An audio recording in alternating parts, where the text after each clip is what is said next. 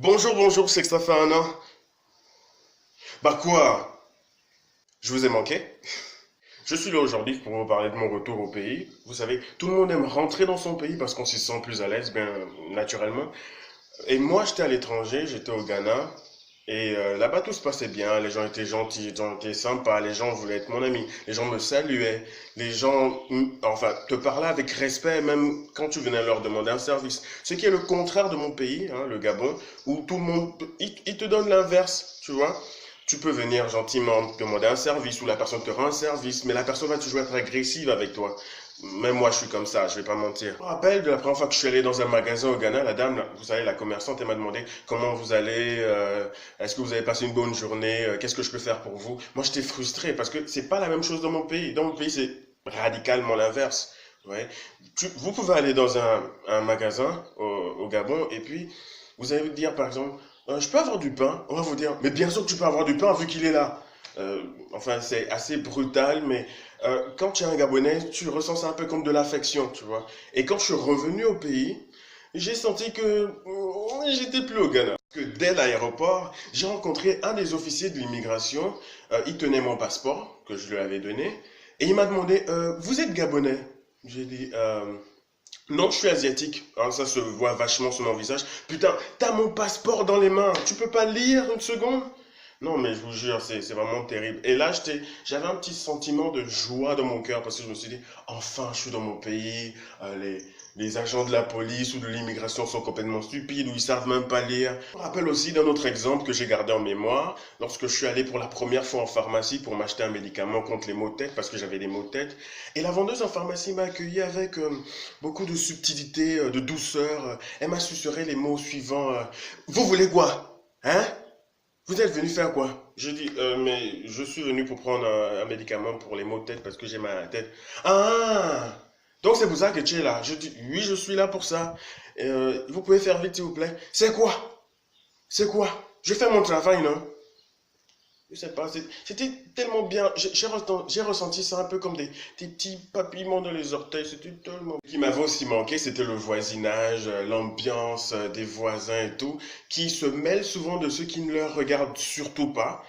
Et moi, je suis assez privé, je suis assez enfermé dans ma vie privée, que j'aime pas quand des personnes qui ne sont pas recommandées viennent me poser des questions assez intimes. Par exemple, quand je suis revenu, vu que ça faisait des mois qu'ils m'avaient pas vu, euh, il y a une des voisines qui m'a demandé, qui m'a posé une de ces questions stupides qui donnent envie de frapper quelqu'un avec un marteau.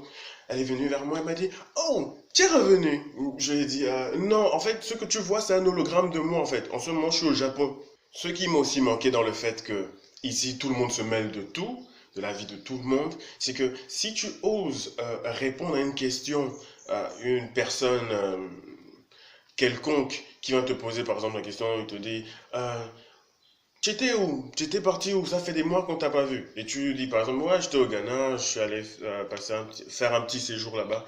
Euh, Tu vas pas attendre 2 heures avant que tout le quartier soit au courant. Parce que, je sais pas, c'est un passe-temps comme on s'ennuie beaucoup ici. C'est normal que les gens se mêlent de la vie des autres, qu'ils parlent sur toi. La différence aussi que, enfin, j'ai dû me réhabituer à cette différence, c'est que quand j'étais au Ghana, ils ont les noms des rues, tu peux utiliser Google Maps tranquillement si tu vas aller quelque part et que tu connais pas vraiment ton chemin. Mais ici, euh, quand tu veux utiliser Google Maps, ne le fais pas parce que de toute façon ça ne te servira à rien. Il n'y a pas les noms des rues et même ils viennent d'installer les noms des rues avec les numéros, mais ça sert encore à rien vu que c'est pas sur Google Maps et donc si tu es un étranger que tu n'as pas l'habitude de traîner ici au Gabon, tu vas te perdre. C'est autre chose à laquelle j'étais plus vraiment habitué parce que j'ai quand même mis plusieurs mois au Ghana et l'environnement étant différent d'ici, c'était nouveau encore de retrouver ça quand je suis revenu.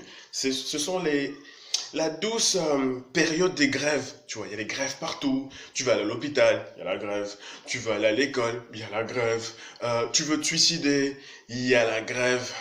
Donc tu dois attendre plusieurs jours avant de te suicider. Bon, je crois qu'on va s'arrêter là aujourd'hui. Je vais me remettre à écrire des vidéos. Celle-ci, c'était juste une vidéo pour annoncer mon retour sur les réseaux sociaux et communiquer avec vous. Je sais que je vous ai manqué et je suis vraiment désolé. J'avais pas l'opportunité de faire des vidéos et là, je suis en train de me remettre en route. Donc, j'espère que vous n'êtes pas trop fâchés, que vous allez continuer à me suivre, que vous allez continuer à me soutenir. Donc, partagez cette vidéo, rigolez avec vos potes et puis commentez, hein, commentez, partagez, aimez la vidéo et je suis de retour.